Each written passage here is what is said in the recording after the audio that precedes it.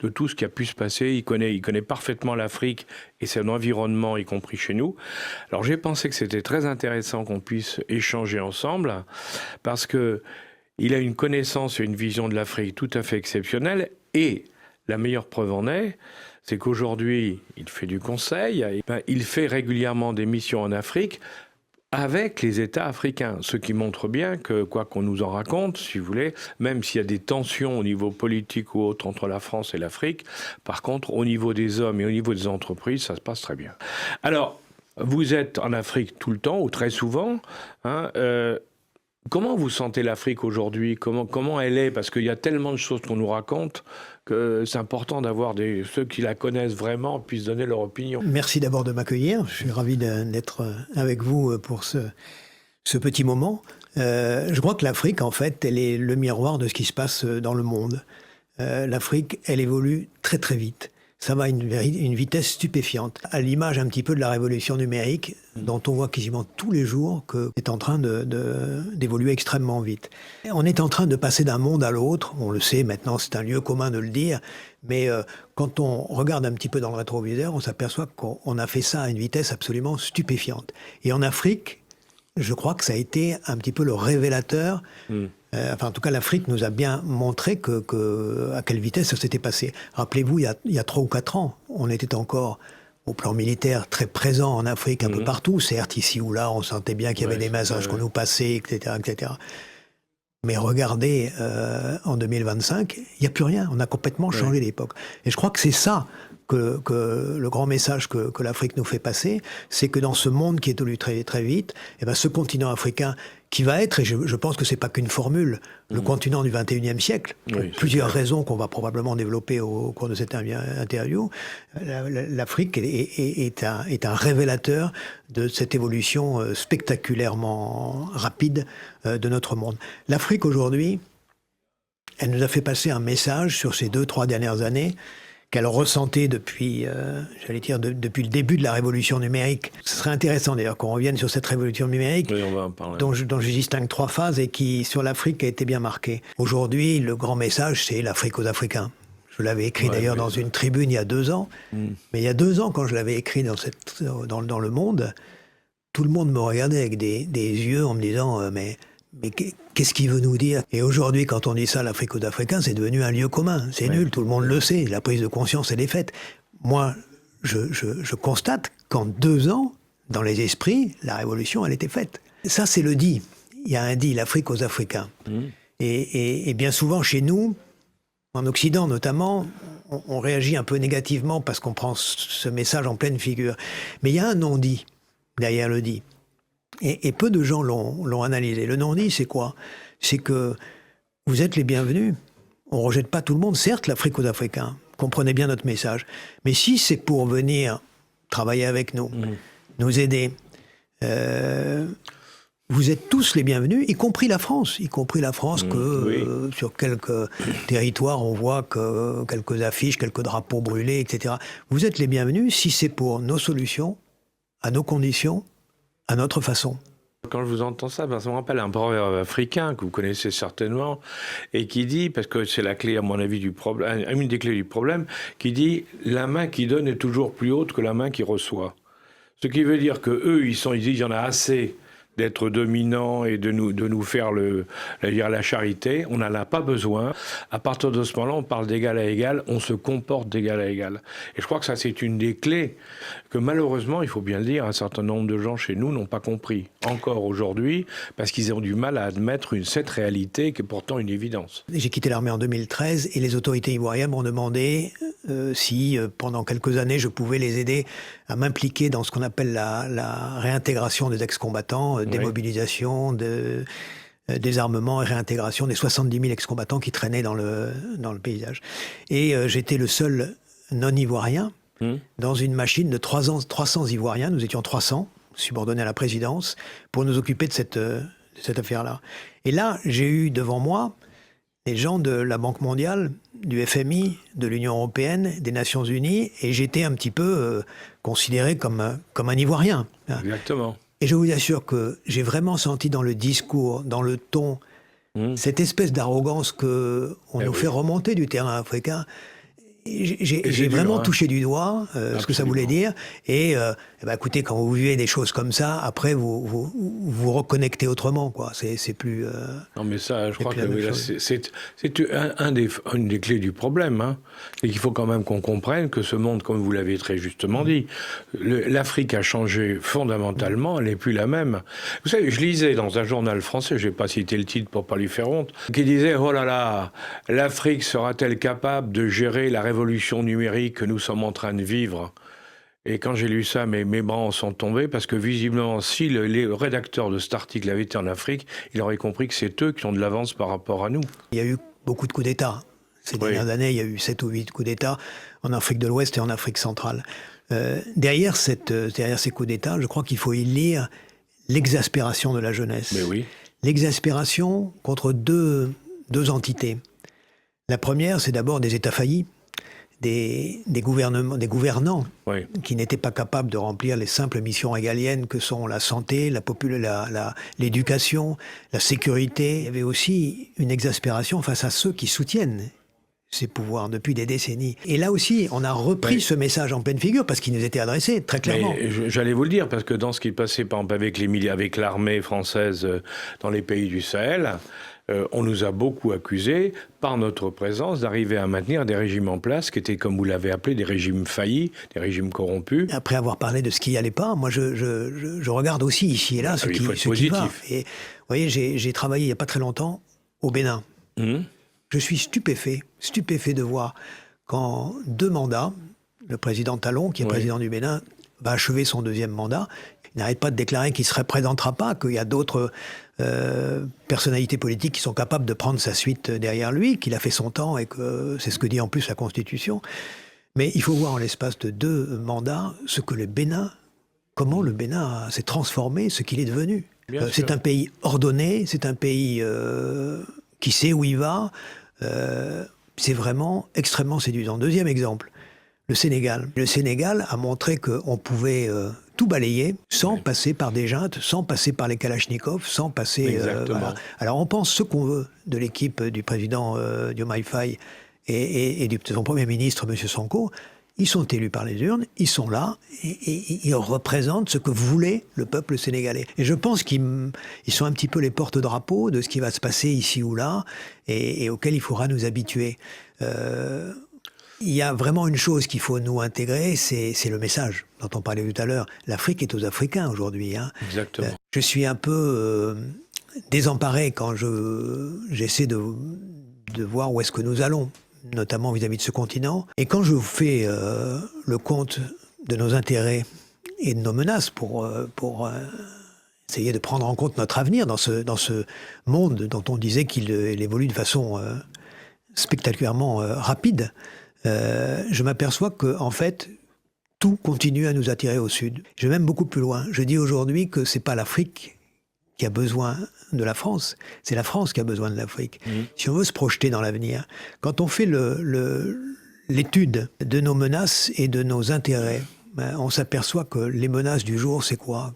C'est la drogue, c'est le blanchiment d'argent, c'est la criminalité organisée, c'est l'immigration illégale, c'est les trafics humains, etc. J'ai été directeur de la coopération de sécurité et de défense.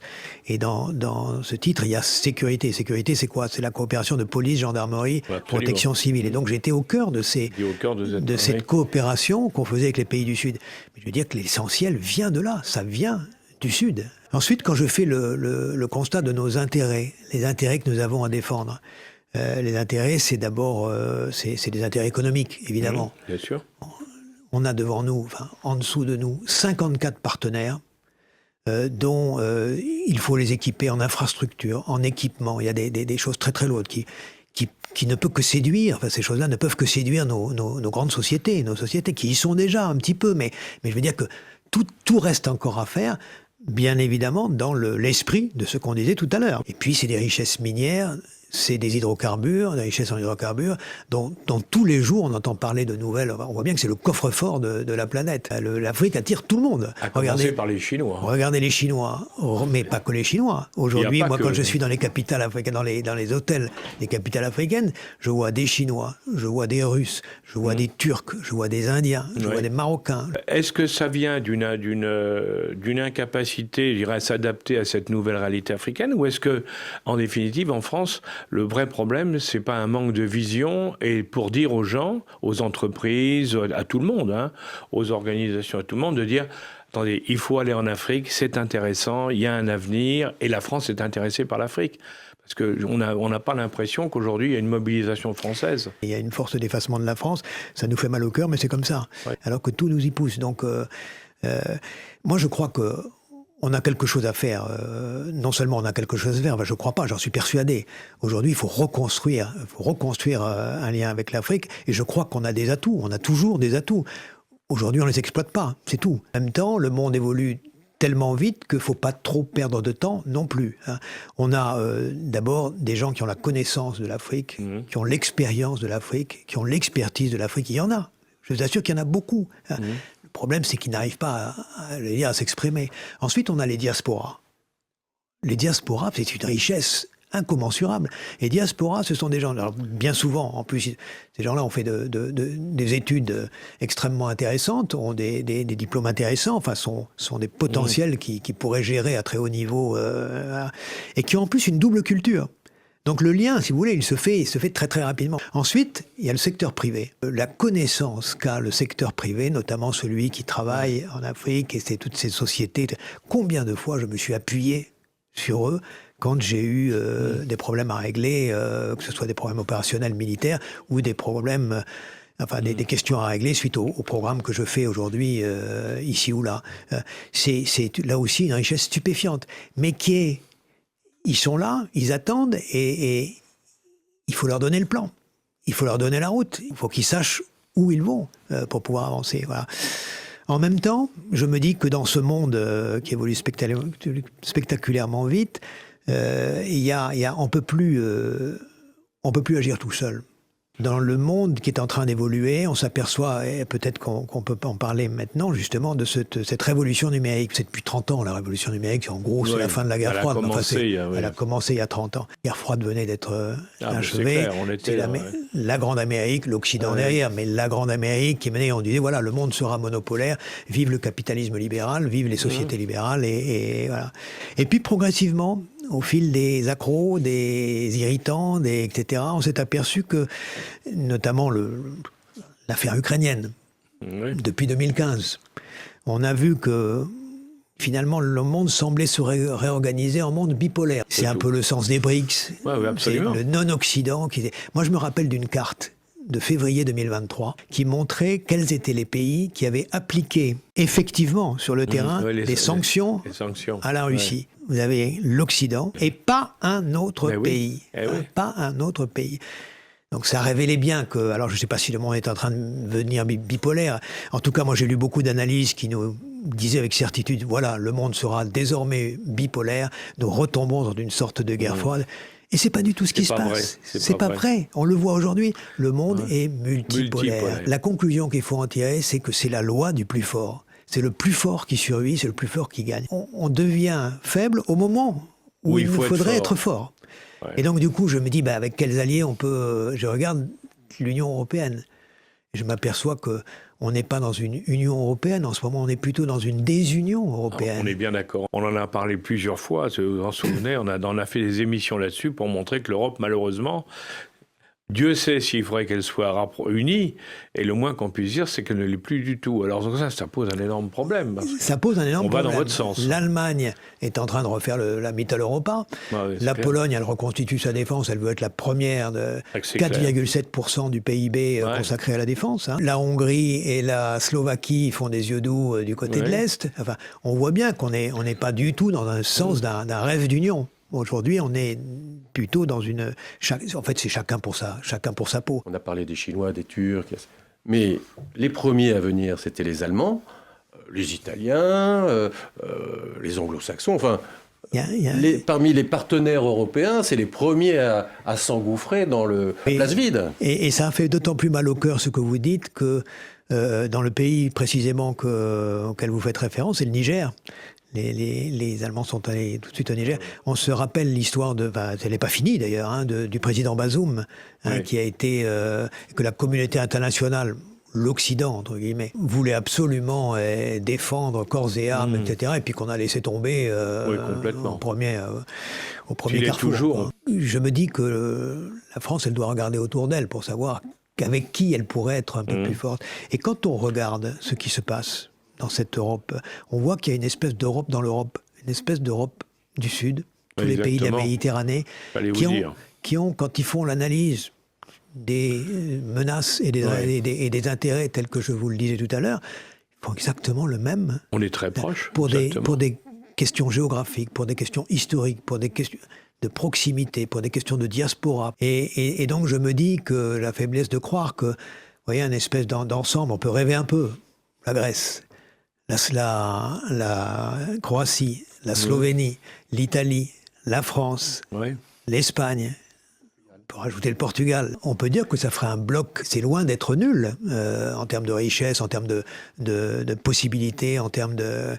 Et je pense que plus le temps va passer, et plus justement l'acuité de ces menaces et notre intérêt va grandir dans le sens d'un plus de Sud. Et là encore, je continue à rêver, mais je me dis que, mais pas que, je me dis que proposer un espèce de partenariat stratégique à des pays africains qui serait basé sur un espèce d'ensemble stabilité, sécurité, croissance. Ça aurait vraiment une sens. Et je m'en suis ouvert, moi, je change pas mal avec des autorités africaines, et je peux vous dire que quasiment tous sont d'accord, avec quand même 2 points auxquels il faut faire attention. L'Afrique aux Africains. C'est clair. Il faut le faire dans l'esprit. On revient toujours aux mêmes choses. Et ensuite, l'Afrique, elle est devenue concurrentielle. Il n'y a plus de fait acquis, il n'y a plus de position historique au nom de l'histoire partagée. Ça, c'est terminé. Le président Trump va taxer les Européens, on le sait, il a expliqué, ça devrait être très bientôt, va définir un certain nombre de taxations pour nous punir et rééquilibrer la balance commerciale entre l'Europe et les États-Unis. Mais, comme je disais à nos amis africains, comme vous n'êtes pas, le président Trump n'a jamais rien dit sur vous, pour le moment, vous n'êtes pas concerné. Vous allez pouvoir vendre aux États-Unis avec 25%, si on prend les taxes annoncées pour les Européens, 15 à 25%, vous allez pouvoir vendre des produits aux États-Unis 15 à 25% moins cher que nous. Et ils disent, ben oui, on a une opportunité qu'on va pouvoir utiliser par rapport aux Européens. Donc on voit bien que le monde est en train de changer dans tous les sens, mais avant on était tranquille, on était tout seul, alors on risquait rien. Mais maintenant, on a des gens qui sont très malins, très capables et qui peuvent nous remplacer parfaitement. Et dans ce monde où les faibles sont appelés à disparaître, hein, ou à être mis sous le boisseau, hein, dans ce monde de force. C'est spectaculaire. Regardez en Afrique, une fois de plus, quand on regarde par exemple le Rwanda. Ouais. Le Rwanda, il est en train de faire un bras d'honneur à toute la communauté internationale. Absolument. En disant je fais ce que je veux, quand je veux, et je vais jusqu'où je veux. C'est typique du comportement interétatique aujourd'hui. On voit bien que les instruments multinationaux de règlement des crises, que ceux qui ne jurent que par la concertation, par l'échange, le dialogue, etc., ça ne marche plus. La mission des Nations Unies au Congo, elle est totalement chantée, elle est totalement inopérante et totalement inefficace. Hein. Exactement. Et on voit bien qu'on est dans la loi du plus fort. Dans ce monde où règne la loi du plus fort, il y a intérêt quand même à revoir, nous, notre position, parce qu'on commence à prendre quelques longueurs de retard. Est-ce que vous pensez que là, en France, actuellement, et il s'agit pas, nous, on parle de géopolitique internationale, hein, ici, hein, donc c'est... Mais... Est-ce qu'on a rapidement, en tout cas dans les mois et les semaines et les années à venir, est-ce qu'on a une capacité pour justement se redéployer différemment ? Parce que comme je disais tout à l'heure, pour ça, il faut une vision, il faut une volonté. Hein, je crois qu'il faut une volonté d'État quand même. Au-delà des capacités des entreprises, moi, il ne me semble pas, mais là, je suis tout prêt à vous entendre là-dessus, il ne me semble pas que les entreprises soient capables toutes seules. Il faut les accompagner, il faut les aider. Parce qu'en face de nous, on a des pays qui accompagnent leurs entreprises pour qu'elles puissent gagner. Celui qui écrit la feuille de route, c'est le chef, bien évidemment. Bon, donc, Il faut que cette prise de conscience, cette mobilisation, elle se fasse au plus haut niveau, au plus haut sommet de l'État, et qu'on retrouve une vision et qu'on remette tous ces acteurs qui font du surplace en ce moment, qu'on les remette en action. On voit bien, par exemple, que nos diplomates, ils n'ont pas grand-chose à dire, les malheureux, parce qu'il n'y a pas, comme ils n'ont pas d'axe clair de vision définie sur lesquels ils doivent s'accrocher, évidemment, derrière, ils ne peuvent pas faire grand-chose. Mais je me pose aussi la question de savoir, est-ce qu'on n'est pas en train aussi de perdre pied au niveau de la jeunesse? Je reviens à cette jeunesse qui est fondamentale en Afrique, vu son développement. Parce que ce que j'observe, moi, quand je vais en Afrique, je vois des dirigeants, de jeunes dirigeants. Il y en a de moins en moins qui me disent « j'ai fait des études en France ». Il y en a de plus en plus qui me disent « j'étais aux États-Unis, j'étais en Chine, j'étais en Russie ». Et là, on perd des points aussi, parce qu'on sait très bien, nous, on est bien placés pour savoir que quand vous avez fait vos études dans des pays étrangers, vous avez ensuite des liens toute votre vie avec la diaspora et les gens qui sont dans ces pays-là. Non ? Je ne sais pas ce que vous en pensez, mais moi, ça me paraît... On a même fait l'inverse. Bah oui. Moi, j'ai vu, toujours au titre de la coopération de sécurité et de défense, le nombre de places d'Africains se réduire dans nos écoles de guerre, dans nos écoles dans nos académies d'officiers, régulièrement, jusqu'à qu'on propose une place pour 5 pays. C'était de cet ordre-là quand j'ai quitté en 2013, et ça n'a fait que décroître. Et je pense que s'il nous fallait rebondir, et je pense qu'il nous faut rebondir, on a plusieurs opérations à mener. Notamment, il faut repenser, à mon sens, des entités qui aujourd'hui sont encore dans l'ancien état d'esprit, n'ont pas compris cette nouvelle Afrique avec ses nouvelles règles du jeu. On va en prendre un, c'est l'Agence française de développement. Oui. Elle travaille sur des schémas qui sont plus du tout adaptés aujourd'hui. Qui ne sont plus adaptés. Je lisais ce week-end précisément une étude qui a été faite en Afrique sur l'impact de ces outils, et notamment de l'AFD sur les mentalités africaines dans les pays dans lesquels l'AFD, qui avait quand même pas mal de moyens, s'est exprimé. Mais le résultat, en termes d'image et en termes de perception, est catastrophique. Je veux dire, on en est à 20% d'opinion qui pensent que ça a bien agi. Vous imaginez que... Le problème, c'est que nous savons ce qu'il faut à nos amis africains. Donc on remplit des projets qui sont des projets que nous, Français, on considère comme bons. Alors qu'il faut changer complètement la règle du jeu et dire qu'il faut regarder les besoins exprimés par les Africains et essayer d'y répondre le mieux possible. Enfin, ça me paraît une évidence. Il faut aussi, à mon sens, remettre en place, il faut se redonner le goût de l'Afrique. Il faut avoir envie à nouveau de repartir là-bas et de recréer quelque chose. J'ai fait pendant 1 an ce qu'on appelait le Centre des hautes études sur l'Afrique et l'Asie moderne. Pendant un an, on nous proposait des fonctionnaires militaires, mais aussi des fonctionnaires civils, mais aussi des civils qui venaient de nos sociétés, des gens qui étaient appelés à travailler dans ces zones d'Afrique ou d'Asie. Et pendant 1 an, on nous faisait réfléchir. On avait devant nous des sommités de la culture, des cultures particulières. J'ai appris pour le restant de ma carrière. Ça m'a à ce point marqué et aidé que je remercie le ciel de m'avoir donné cette opportunité. Eh bien, en 2000, on a dissous cet organisme qui dépendait, comme l'IHEDN, de la primature de Matignon. Il faut reprendre ces outils-là. Ça coûte pas très cher au regard de ce que ça nous apporte et du poids de nos intérêts et de tout ce qui est en jeu. Il faut réouvrir nos académies aux officiers africains. Il faut réouvrir nos sociétés. Notre politique de visa est complètement à reprendre. Je donne des cours à Sciences Po dans un master un peu particulier qui s'appelle le potentiel africain. Oui. Et donc on fait venir des potentiels africains qui viennent faire un master, etc. Il y en a un qui voulait faire sa restitution de mémoire. Il n'a pas pu quitter son pays parce qu'il n'avait pas de visa. Impossibilité pour lui d'avoir un visa. Tout ça, vraiment, il faut le remettre en cohérence. On a vraiment un gros travail, un gros chantier. Il faut tout repenser. Un instrument de la présence française et de la langue française, mais en même temps c'est la présence française aussi, c'était l'Alliance française, les centres culturels de l'Alliance française. On était le pays au monde qui en avait le plus dans le monde. Et on a vu arriver les Chinois avec l'Institut Confucius, qui en ont maintenant beaucoup plus que nous. On a vu arriver les Espagnols avec l'Institut Cervantes, ils en ont maintenant beaucoup plus que nous. Et nous, pendant ce temps-là, on a dit « oh là là, ça c'est des dépenses inutiles », on les réduit tout le temps. On fait tout pour tuer notre influence et après on s'étonne d'être oublié. Il y a des moments où on se dit « mais est-ce qu'on est fou ?» Moi, je remarque de plus en plus, parce que je travaille avec eux, les talents locaux africains sur place. Vous ne pouvez pas imaginer les pépites qu'on peut trouver ici ou là. Comme on en parlait tout à l'heure, là, je suis actuellement impliqué dans des projets vis-à-vis de la jeunesse africaine. Oui. La jeunesse, celle qui n'a pas eu de chance, celle qui est dans la rue, celle qui est de l'Afrique de l'informel. On essaie donc de les insérer, enfin de les former, les formations qu'ils veulent faire. Et puis, on travaille l'insertion sociale et professionnelle. Et quand je dis on, c'est pas moi, c'est les Africains, hein, les équipes africaines que j'accompagne très modestement. Et, voilà. Et on s'aperçoit que il y a ici ou là, on rencontre des gens absolument stupéfiants. Je ne résiste pas au plaisir de vous raconter ce Sénégalais avec lequel je travaille, qui a une société un groupe qui s'appelle Transvie aujourd'hui, et qui fait des couvertures sociales.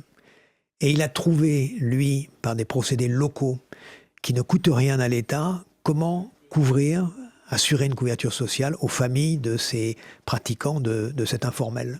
C'est absolument stupéfiant. Hein. Mais c'est surtout extrêmement utile, extrêmement efficace, extrêmement... J'imagine par le digital, par le téléphone, et non? Notamment, bien évidemment. Il y a plus de 2 ans, on avait fait une émission, on avait parlé en expliquant qu'en Afrique, par exemple à l'époque, hein, les gens dans la plupart des coins payaient avec leur portable, et il y avait les cartes de crédit sur le portable, payaient ce qu'ils avaient payé, alors que chez nous, on n'était pas... Il y a 2 ans, ça n'existait pas, ou pratiquement pas. Donc on voit bien, ils sont dans un domaine très en avance par rapport à nous. Et là aussi, il faut changer notre mentalité. Le numérique, ils l'ont davantage intégré que notre société. Hein. C'est évident. Hein. Et c'est assez stupéfiant de voir ce gars-là et qui trouve des solutions là où auxquelles personne n'aurait pensé, et qui surtout réussit et fait un travail absolument remarquable. Hein. Il est sur 5 ou 6 pays aujourd'hui, il continue à se développer. Et vous voyez, tout ça finalement se met en conjonction avec un grand débat aujourd'hui qu'on a en France, qui est le problème de l'immigration. Je n'oserais pas reprendre le terme d'un Premier ministre en acting, mais on voit bien que derrière les chiffres, il y a quand même un problème, il y a une question, en tout cas, à prendre en compte. On la prend en compte ou on la prend pas en compte, mais c'est l'évolution démographique telle qu'on la voit. On la voit bien sûr, nous, comme une menace. Vous savez, l'Europe, c'est un continent vieux. Les vieux, qu'est-ce que ça ne pense qu'à se protéger, à mettre des barrières, alors on a construit des barrières d'abord au niveau des pays maghrébins, enfin d'Afrique du Nord, puis on a construit une barrière sur la Méditerranée, puis on a construit une barrière maintenant à nos frontières. On a même des barrières entre nos pays parce qu'on ne se fait pas confiance, et on a finalement face à ce problème-là que des solutions en aval à proposer. Personne ne pense qu'on pourrait avoir aussi des solutions en amont. Par exemple, en aidant ce Sénégalais dont je vous parle. Vous me rappelez, c'était le roi Hassan II, et qui avait dit, mais si vous voulez avoir moins d'immigration chez vous, commencez par construire des usines chez nous pour que les gens puissent trouver de l'emploi sur place. Évidemment. On met des barrières, mais on ne pense pas à remonter en amont. Alors bien sûr qu'il faut l'immigration. Vous voyez, je vois l'exemple du Sénégal, par exemple. Cette immigration saisonnière, qui pendant quelques mois va permettre à des Sénégalais de venir travailler et l'Espagne en a besoin, travailler, ramasser des fruits, etc. C'est des amorces de solutions. Je crois que c'est et quand je dis que tout nous lie au Sud et qu'on a intérêt à construire quelque chose, voilà le genre de questions, la première question sur laquelle il faut échanger. Comment est-ce qu'on organise tout ça? On peut le voir aussi de façon positive. Aujourd'hui, on ne voit ça que d'une façon négative, et très négative. On est en aval, on a peur, et c'est le seul discours qu'on ait. Je partage tout à fait votre point de vue, parce que je fais partie de ceux qui défendent ce qu'on appelle l'immigration contrôlée, c'est-à-dire d'une part, de dire, de toute manière, nous avons besoin de gens pour remplir un certain nombre de fonctions, de métiers en France, pour des raisons diverses. Hein. Et donc, là, mais à tous les niveaux, on a besoin de médecins, comme on a besoin de gens dans le bâtiment. Il faut pas non plus, c'est pas uniquement aux travaux dans les plus bas niveaux, pas du tout. C'est dans un certain nombre de domaines, nous avons des carences. Bon, il faut qu'on les remarque.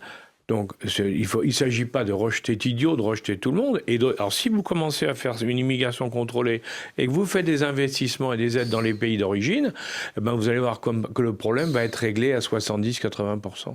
Et oui, c'est là où, si vous voulez, c'est effarant de voir comment on peut être bloqué dans une vision réductrice en définitive, et avec un contexte idéologique dans tous les sens, qui fait que personne ne peut sérieusement aborder le problème de fond. Il faut être à l'écoute